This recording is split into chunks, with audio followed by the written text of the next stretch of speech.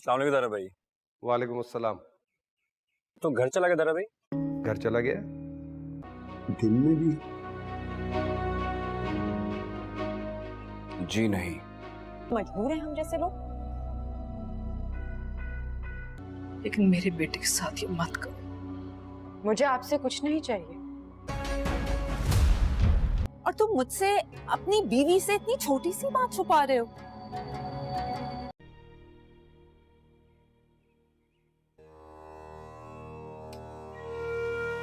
Sorry sir. तुम्हें लगता है कि वो लड़की वाकई में हमारे ये लड़की खुद ही शमशेर से खुला मांगेगी। है कि मैं यूनिवर्सिटी भी जा सकता हूँ। कब तक आराम? बाबा साहब का नाम मेरे नाम के साथ हर जगह लगा हुआ है।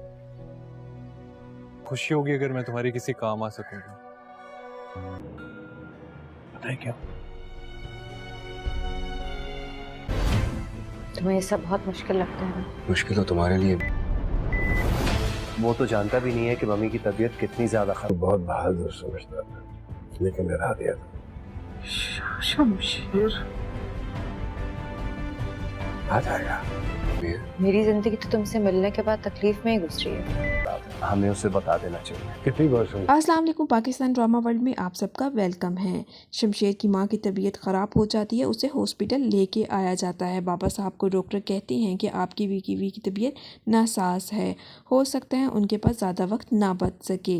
जबकि उसकी आंख खुलते ही वो बाबा साहब से कहती है कि शमशेर, जिस पर बाबा साहब अपनी बीवी को क्या कहते हैं कि तुम परेशान ना हो, शमशेर आ जाएगा। वो अपनी बीवी को कहते हैं कि मैं तो अपने आप को बहुत बहादुर समझता था, लेकिन तुमने मुझे कमज़ोर बना दिया।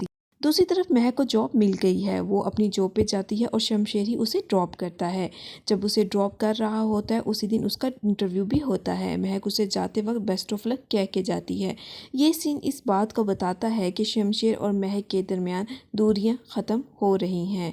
महक के दिल में शमशेर के लिए मोहब्बत पैदा हो रही है। दूसरी तरफ निदा की शादी हो रही है, लेकिन निदा इस शादी से खुश नहीं है। डॉक्टर बाबा साहब को कहते हैं कि उनकी बीवी की तबीयत ठीक नहीं है, तो तारा बाबा साहब को कहता है कि बाबा साहब, माँ की तबीयत ठीक नहीं है, हमें शमशेर को बता देना चाहिए, उसे तो पता ही नहीं है कि उसकी माँ की तबीयत इतनी ज़्यादा ख़राब है। लेकिन बाबा साहब तारा की ये बात बिल्कुल भी नहीं मानते और कहते हैं कि कोई ज़रूरत नहीं है शमशेर को कुछ बताने की। जबकि दूसरी तरफ शमशेर तो जॉब्स के लिए धक्के खा रहा है।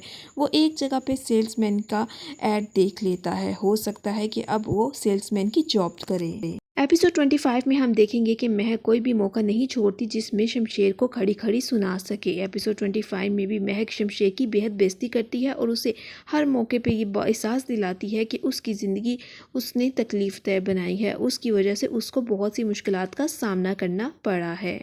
शमशेर की मां तारा को रोकती है और उसे कहती है कि तुम्हारी शमशेर से मुलाकात हुई, जिस पर वो अपनी मां को कहता है कि मां आप परेशान ना हो, शमीर के घर है वो और मेरा शमीर से राब्ता है, वो शमीर के घर ठहरा हुआ है और बिल्कुल ठीक है। जिस पर उसकी मां पूछती है कि वो क्या अपने घर नहीं आएगा, जिस पर तारा उसे कहता है कि नहीं मां, अभी तो उसका घर आने का कोई भी मूड नहीं है। जिस पर उसकी मां कहती है कि मुझे उससे मिलवाने के लिए ले जाओ। वो फ़ौरन शमीर को कॉल करते हैं और कहते हैं कि शमशेर से हम मिलने आ रहा है। जिस पर शमीर उस तारा को कहता है कि तारा भाई, वो तो अपने घर चला गया। जिस पर वो कहता है कि अपने घर का मतलब क्या है, मैं तो अपने घर ही हूँ, लेकिन शमशेर यहाँ तो नहीं आया। पर शमीर तारा भाई को बताता है कि उसने किराए का घर ले लिया है, अब वो वहाँ पे चला गया है, लेकिन मैं उसका बेहद ख्याल रख रहा हूँ। शमीर भी अंदर से शमशेर के साथ मुखलिस नहीं है। वो तारा भाई को कहता है कि अगर आप मिलना चाहते हैं तो मैं आपको उसका एड्रेस सेंड कर देता हूँ। तारा भाई कहते हैं अगर तुम उसका ख्याल रख रहे होते तो आज वो तुम्हारा घर छोड़कर नहा जाता। शमीर इस बात पर गुस्सा कर लेता है और चाय पीने लगता है और कहता है कि सब के सभी पागल हैं। इस बात से अंदाज़ा हो रहा है कि वो शमशेर के साथ मुखलिस नहीं है। दूसरी तरफ महक और शमशेर आते हैं पुलिस के थाने, जिस पर महक शमशेर को कहती है कि मेरी जंग है, मैं खुद ही लड़ूंगी और ख़ुद जाके तुम्हारे बाबा के खिलाफ FIR कटवाऊंगी। जिस पर शमशेर कहता है कि महक, वो मेरे भी गुनाहगार हैं, उन्होंने मेरा भरोसा तोड़ा है, उन्होंने मेरी मोहब्बत को मारना चाहा है, इसीलिए जिस तरह से वो तुम्हारे लिए गुनहगार हैं इसी तरह से वो मेरे लिए भी गुनहगार हैं। मैं तुम्हारे साथ अंदर जाऊंगा और तुम्हारे साथ ही उनके खिलाफ FIR कटवाऊंगा। वो कहती है कि चलो ठीक है। दोनों पुलिस स्टेशन आते हैं और जब पुलिस वाला सामने आकर बैठता है तो वो शमशेर को पहचान लेता है। वो कहता है आप तो वही हैं जिनके काफ़ी केस मैंने हैंडल किए हैं। शमशेर उसे बताता है कि हम मलिक दिलावर के ख़िलाफ़ केस करवाने आए हैं। ये नाम सुनकर पुलिस वाला हैरान हो जाता है। वो कहता है कि आप यहाँ पे इस वजह से क्यों आए हैं, आपको पता है कि हम उनकी कंप्लेन नहीं करवाएंगे। जिस पर महक उन्हें बताती है कि उन्होंने मेरी जान लेने की कोशिश की और इसी चक्कर में एक मासूम की जान भी चली गई है। आप अभी भी FIR नहीं कटवाएंगे। जिस पर वो साफ इनकार कर देते हैं कि आप अपने घर का मामला अपने तक रखें, हम तो गरीब लोग हैं, हम इतने बड़े नाम की कंप्लेन नहीं कर सकते। महक ये बात सुनकर वहाँ से चली जाती है। अभी वो जा ही रही होती है कि शमशेर भी उसके पीछे जा रहा होता है, लेकिन वो शमशेर को रोक कर कहता है कि देखें आपके घर का मामला है, आपकी इस लड़की के पीछे चलकर अपना खराब ना करें, अपने खानदान का नाम ख़राब ना करें। ये लड़की आपको सड़क पर ले आएगी।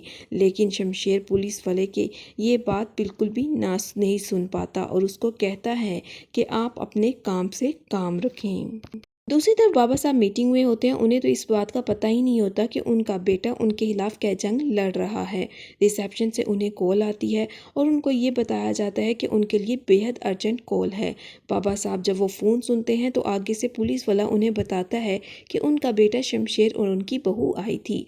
वो FIR कटवाने आए थे आपके खिलाफ कत्ल की वजह से कि आपने किसी को मारने की कोशिश की, लेकिन मैंने उसे ऐसा तैसा करके घर वापस भेज दिया है। मेरा काम था आपको बताना, अब आगे आप और आपके घर का मामला जाने।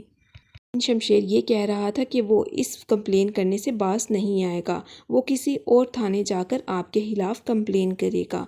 बाबा साहब ये सारी तफसील सुनकर बहुत ही हैरान हो जाते हैं। दूसरी तरफ महक कंप्लेन ना होने की वजह से घर आके शमशेर पे फट पड़ती है, जिस पर शमशेर कहता है कि मुझे अंदाज़ा है तुम किस वक्त से गुजर रही हो। जिस पर महक उसे कहती है कि तुम्हें किस तरह से अंदाज़ा हो सकता है, तुम में तो हमारी ज़िंदगी गुजारते हुए सिर्फ अभी एक दिन हुआ है। तुम्हारी लालच, तुम्हारी शौक, तुम्हारी मोहब्बत की वजह से आज हमें ये दिन देखने पड़ रहे हैं। जिस पर शमशेर उसे कहता है कि तुम्हें नहीं पता कि मुझे अंदाज़ा है, मेरे दिल पर नील पड़े हुए हैं, मुझे मेरे अपने ही बाप ने धोखा दिया है।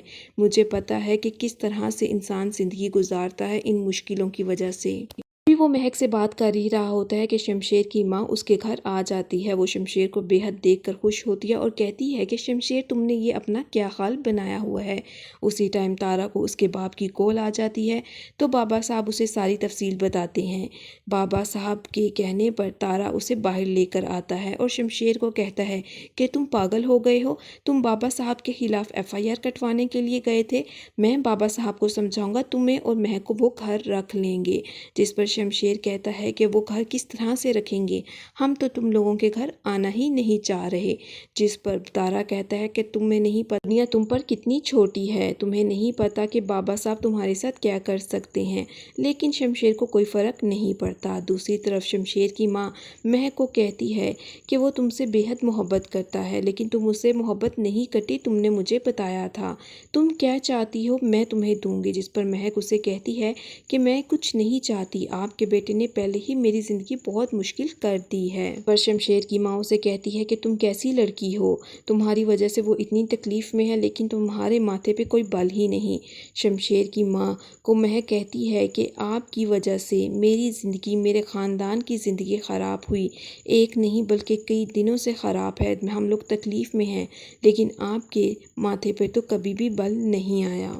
महक उसकी माँ को खड़ी खड़ी सुना देती है और कहती है कि आपके बेटे की वजह से आज मैं इतनी तकलीफ़ ज़्यादा ज़िंदगी गुजार रही हूँ, आपको इस चीज़ का एहसास नहीं। शमशेर जब अंदर आता है तो उसकी माँ कहती है कि चलो तुम घर चलो। जिस पर शमशेर कहता है कि मैं आ जाऊँगा आपके साथ, लेकिन पहले अपने शोहर को कहें कि वो अपने आप को पुलिस के हवाले कर दें। लेकिन जब ये बात शमशेर की माँ सुनती है तो वो शमशेर को थप्पड़ मार देती है। जिस पर शमशेर उसे कहता है कि माँ मुझे आपके इस थप्पड़ का बिल्कुल भी दर्द नहीं हुआ, क्योंकि मेरे दिल के अंदर बहुत ज़्यादा दर्द है और ये दर्द आपके हस्बैंड ने मुझे दिया है। तारा और शमशेर की माँ भी घर आते ही हैं कि बाबा साहब उसे कहते हैं कि बहुत अच्छा किया कि तुम उन्हें आखिरी बार मिल आई। वो कहती है कि क्या मतलब आखिरी बार। जिस पर बाबा साहब उसे बताते हैं कि मैंने उसे अपनी जायदाद से, अपने ख़ानदान से, अपने नाम से बेदखल कर दिया है। اس کی ماں انہیں سمجھانے کی کوشش کرتی ہے لیکن ان کے کان پر جوں بھی نہیں رینگتی۔ لیکن تارا اپنے باپ کو اتنا ضرور کہتا ہے کہ بابا آپ مجھے لگتا ہے کہ آپ نے یہ فیصلہ غصے سے کیا ہے، غصے میں کیا ہوا ہر فیصلہ غلط ہوتا ہے، یہ آپ نے ہی ہمیں سمجھایا تھا، لیکن آپ نے میرے سے زیادہ دنیا دیکھی ہوئی ہے، آپ نے جو بھی کیا ہوگا سوچ سمجھ کے ہی کیا ہوگا۔